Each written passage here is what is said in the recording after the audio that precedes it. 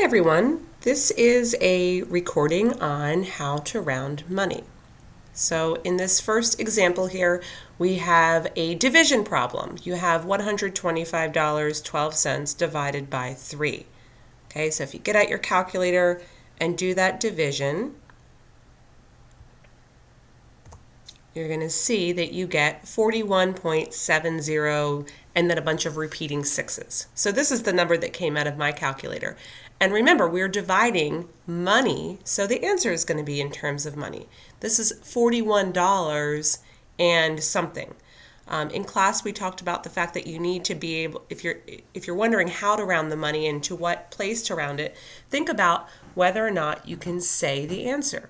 I can't say this. It's $41.70 and then a bunch of sixes afterwards. I don't know what to do with those sixes. I could say $41.70 though. Okay, so that's telling me where to round. You want your answer to have 2 digits after the decimal point. Okay, so $41.70 would work, but we're not really sure. Should it be $41.70 or $41.71? And we're going to look at the rest. We're not going to look at all the numbers. We're going to look at the one number just outside of the red box that I drew on the board to tell us what to do. We're going to look at that 6. So the third number to the right of the decimal point tells you how to round.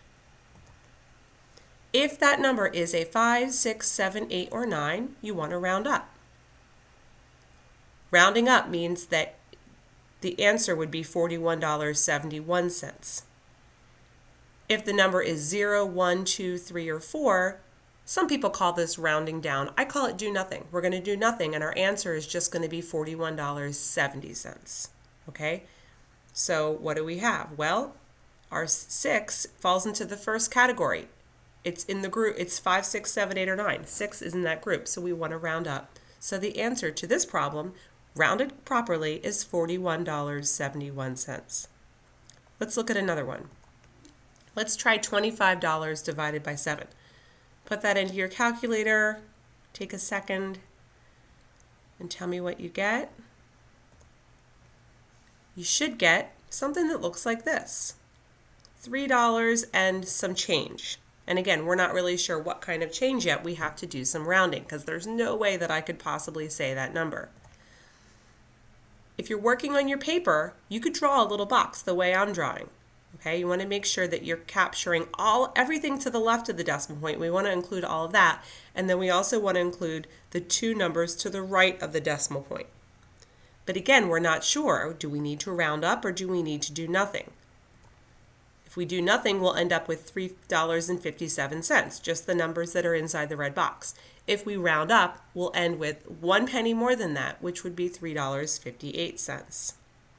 So how do we know what to do? Well, we're going to look at that number that's just outside of the box that I drew. We're going to look at the number in the third decimal place position, which is a 1 this time. Let's put our rules back up on the board. If the number is 5, 6, 7, 8, or 9, we round up. Well, we have a 1, so it's definitely not in that group. If the number is 0, 1, 2, 3, or 4, do nothing. So this time we're in the do nothing group. So the correct answer for this one would be $3.57. This concludes the recording on rounding money.